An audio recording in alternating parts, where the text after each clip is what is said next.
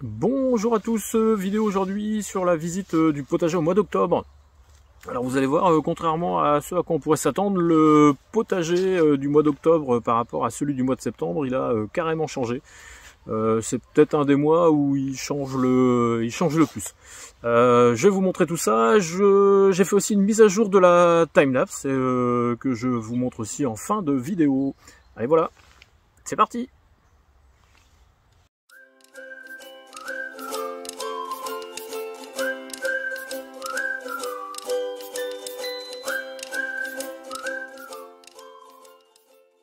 Alors on démarre toujours du même endroit avec mon tipi à haricots d'Espagne qui arrive à maturité, hein. Il y a pas mal de gousses qui sont sèches, il en restait quelques-unes qui étaient un petit peu vertes, ouais, plus beaucoup, hein. Si vous voyez, vous en avez ici là, les plus tardives, mais là voilà, je vais pouvoir ramasser. L'avantage des structures comme ça, c'est que même s'il prend la pluie, voilà, les gousses elles sèchent super facilement avec le vent. Et du coup ça sèche naturellement et ça s'abîme pas. Comme elles traînent pas par terre et qu'elles restent pas dans l'humidité, c'est vraiment nickel pour ça. Donc voilà, ça je vais pouvoir ramasser sans trop tarder et puis mettre tout ça de côté. Au milieu j'avais les pieds de topinambour qui se sont cassés la figure. Voilà, comme d'hab, hein, avec la pluie. Et ils font des fleurs. Topinambour, ils font vraiment des fleurs tardivement, et puis après ils perdent leurs feuilles. Topinambour, faut les laisser en terre, hein. Ça fait un peu une sorte de tubercule comme les pommes de terre, mais faut surtout pas les sortir, ça se conserve pas comme les pommes de terre. Il faut les laisser dans le sol et il faut commencer à les ramasser à partir du mois de novembre, décembre, et après vous les laissez en place, hein. Ça se garde dans le sol sans problème jusqu'au mois de... à partir du mois de mars-avril, hein, avec le printemps, en fait, ils vont commencer à refaire des pousses, donc là, il faudra les consommer avant. Mais voilà, surtout pas les sortir, parce qu'au bout d'une semaine, ils vont être tout mous et vous pourrez pas les garder. Alors, à moins de les congeler, c'est une solution aussi. À côté, toujours les choux de Bruxelles qui sont du coup bons à ramasser. On va pouvoir se faire des repas, là, ça va pouvoir démarrer. On a encore pas mal d'autres trucs à manger, mais avec les choux de Bruxelles, c'est bon. À côté, je croyais avoir mis des choux de Bruxelles, mais vraisemblablement, ce ne sont pas des choux de Bruxelles. Je sais pas, je me suis emmêlé, je les retrouve plus. Je sais pas ce qu'ils sont devenus, mes choux de Bruxelles. Mais en tout cas, voilà, ça c'en est pas, c'est du chou paumé, ça, tout simplement. C'est pas grave, mais alors du coup, ouais, chou de Bruxelles, il n'y a que 6 plants. Bon tant pis, hein, voilà, des fois on se plante, hein, là c'est le cas, je sais pas ce que j'ai fait. Des fois j'ai tellement de choux que j'ai dû me tromper. Voilà, qu'est-ce que je vois, le trou ici. Regardez ça. Ça c'est les ratoupiers qui font des petites galeries, ils ont dû grignoter là. Ouais. Commencer à attaquer les betteraves, c'est possible. Il va falloir les retirer. Les betteraves, vous pouvez les laisser en place, hein, jusqu'au gelé. Après, voilà, faut les mettre soit les cuisiner, soit les mettre en réserve. Mais ça se garde pas mal de temps en place. À suivre, on a les blettes qui sont presque bonnes à consommer déjà. Alors, il m'en reste pas mal d'autres dans le potager, donc ouais, ils ont besoin un peu de temps encore. Mais voilà, celles-ci seront pas mal. Et donc ça pareil, jusqu'aux grosses gelées, ça va pouvoir être mangé. Après, quand les premières grosses gelées arrivent, elles prennent généralement une claque. Mais ouais, normalement, logiquement, jusqu'au mois de novembre, décembre, ça pourrait être bon. Et même plus, hein, tant qu'il n'y a pas de vraiment grosses gelées, il n'y a pas de souci avec les blettes, on va pouvoir continuer à les manger. Alors ensuite, je vous disais que le potager il avait changé. Regardez-moi ce champ de moutarde, voilà, c'est magnifique, hein, c'est tout en fleurs.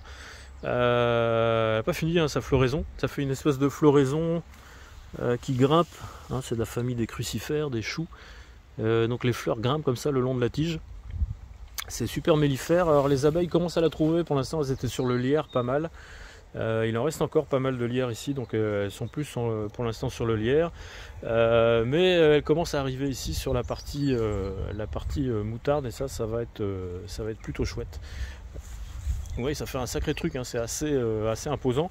Alors moi je vous disais, un engrais vert, l'intérêt essentiel c'est le pouvoir couvrant. L'autre avantage de la moutarde, c'est que comme moi je les laisse vraiment monter en tige, ça fait des très grosses tiges. Hein. Vous voyez, il y a certaines tiges, hop, qui sont grosses comme le doigt, elles n'ont pas fini de grandir encore, de grossir. Et ça fait que ouais, ça devient assez ligneux arrivé en fin d'hiver, donc c'est intéressant comme engrais vert. Moi généralement je le broie sur place en essayant de le couper quand même en petites tiges, hein, parce que les tiges sont super longues. Je le coupe à la débroussailleuse, à la tondeuse, j'arrive pas, hein, ça passe pas dans la parcelle, c'est tellement souple qu'elle s'enfonce la tondeuse. Mais je coupe ça à la débroussailleuse en petits morceaux de tiges, ouais, à la sortie de l'hiver. Ouais, vers le mois de... Cette parcelle c'est moins urgent, mais généralement vers le mois de fin janvier, février, voilà, je coupe ça sur place et puis je laisse sécher tranquillement. Ici on a les poireaux. Alors les poireaux ils sont bons à manger, on va commencer à taper dedans. Là il y a pot-au-feu pour le week-end prochain. Ben voilà, les poireaux, hop, ils vont aller dans le pot-au-feu. J'aime bien cette variété, je suis incapable de vous dire ce que c'est, mais le gros avantage qu'elle a chez moi, c'est que j'ai pas de rouille dessus. J'ai pas d'autres soucis à part la rouille moi sur les poireaux en général, et avec celle-ci ben, zéro problème, pas de rouille. Donc voilà, après si quelqu'un arrive à l'identifier comme ça, je suis preneur, parce que le copain avec qui je les avais eu, bah pareil, il savait pas trop ce que c'était. Donc voilà, pas identifié, mais bonne variété. Ensuite derrière on a les endives. Je vous avais fait une vidéo sur la culture des endives, et là vous voyez, bah, j'ai la parcelle d'endives qui est ici, et il y a une partie des endives que j'ai laissé ressuyer sur le sol. Ça c'est le prochain bac que je vais faire. Donc il y a des beaux morceaux, hein. Il y a des beaux morceaux, on va pouvoir faire ça. Là le bac, là d'ici un jour ou deux, elles sont prêtes. Ici bah du coup bah, il n'y a plus grand chose, hein. J'avais des carottes, donc c'est engrais vert, hein. En général vous voyez, hop, quasiment tout le potager c'est de l'engrais vert, pour beaucoup en tout cas. Et sur toutes les parcelles j'ai mis de la facélie. Donc du coup là vous l'avez à plusieurs stades. Voilà, il y en a qui est en fleurs là-haut, je vais vous la montrer. Il y en a certaines où ça commence juste à pousser, mais ça fait voilà, des espèces de tapis de hauteurs différentes. Ça couvre pas mal aussi, hein, la facélie, pour ça c'est vraiment super. Et puis ça décompacte aussi pas mal le sol. Moi j'ai un sol qui a tendance à se compacter avec la pluie. Derrière la facélie, bah, le sol il reste vraiment tout meuble, c'est vraiment pas mal. Ma parcelle de choux qui s'était fait bien dégommer par les limaces et par les chenilles aussi. Bon, bah, elle essaye de pousser tant bien que mal, mais il y a eu du dégât. Bon, ça pousse quand même, ça dépend. Elles ont eu des petites préférences. Bon, il y a certains trucs, ça c'est complètement mort, hein. Je peux enlever. Bon voilà, c'est pas une réussite. Après c'est entièrement de ma faute, hein. En fait moi les limaces, elles dorment là, dans la haie. Et bah, voilà, quand je mets des choux à l'autre bout du potager, là-bas, ils sont pas trop attaqués, là-haut non plus. Mais alors sur ce côté-ci, c'est un grand classique. Ils se font vraiment dégommer par les limaces. C'est comme ça. J'en ai remis d'autres, hein, dans la serre, j'en ai aussi, donc pas perdu. Donc vous voyez, engrais vert tout partout. Alors, il me reste ici quelques blettes, celles-ci on va les finir en priorité. Ici, donc facélie, ça c'est la première facélie que j'avais mise en place. Donc celle-là, elle est en fleurs. Vous voyez, il y a du monde dessus.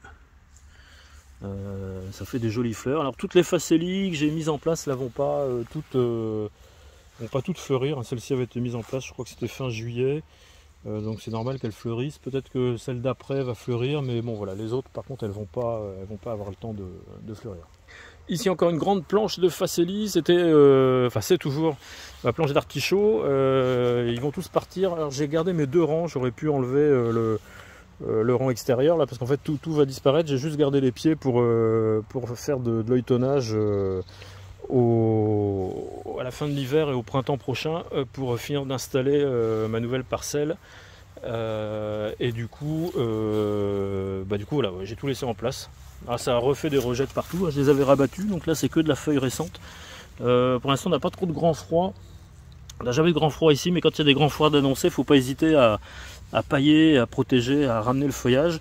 Après là, la facélie va protéger un petit peu, mais la facélie, s'il y a du grand froid, elle va geler aussi. Donc voilà, il faudra que je paille quelques pieds pour pas avoir de mauvaises surprises. Ensuite ici, ma facélie aussi, dernière parcelle de facélie. Donc vous voyez, elle vient juste de sortir. Bon, elle va pousser quand même plus lentement. Ça j'ai dû la faire vraiment fin septembre celle-là, mais ça va quand même pousser. Alors ici il y en a d'autres. Alors à suivre ici derrière, j'ai toute ma zone de semis. Alors, la plupart des trucs sont sortis. Là j'ai une belette qui s'était mise à pousser spontanément, j'ai laissé, c'est toujours ça de prix. Là j'ai mes derniers semis de mâche, semis d'épinards, tout ça c'est bien parti. Là j'ai des radis qui sont bons à manger, là j'ai d'autres semis d'épinards, là c'est bon à ramasser, et là c'est bien sorti aussi.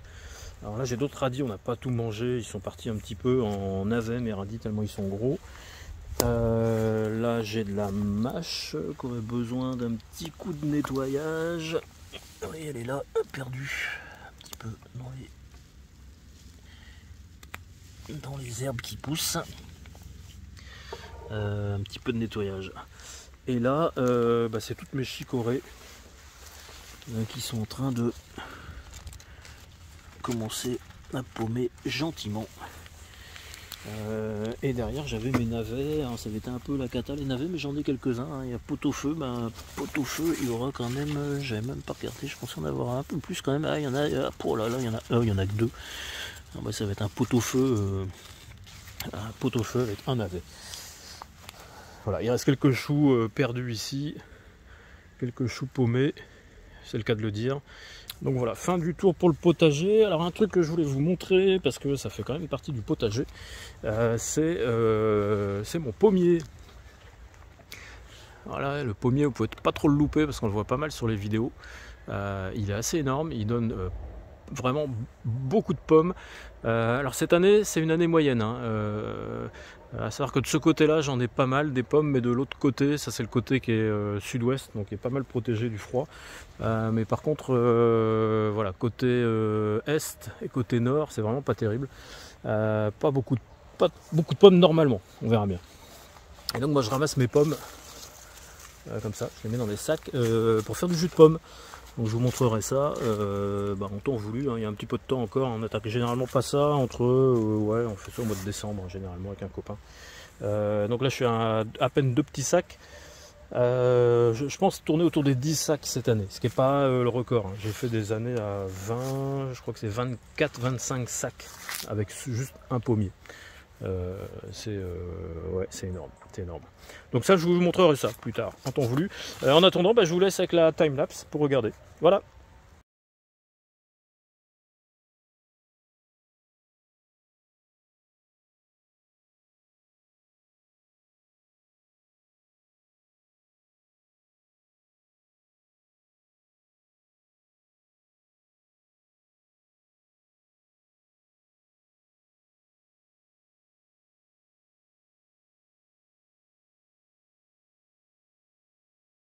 Bon voilà, fin de cette vidéo sur le potager au mois d'octobre. Bon voilà, vous voyez, ça a vachement changé parce qu'en fait toutes les cultures d'été elles ont disparu, elles ont été remplacées par les engrais verts, mais du coup voilà, en un mois de temps le potager il s'est couvert d'engrais verts. C'est joli, hein, ça produit pas, hein, mais ça fait partie du cycle du potager, c'est assez important en tout cas pour moi de faire ça et de mettre des engrais verts un peu partout, en plus du fait que ce soit assez joli. Voilà, j'espère que vous avez apprécié la vidéo. J'espère que de votre côté le potager continue à produire et que vous êtes aussi dans le potager d'automne-hiver. Et je vous dis à la prochaine. Bye bye.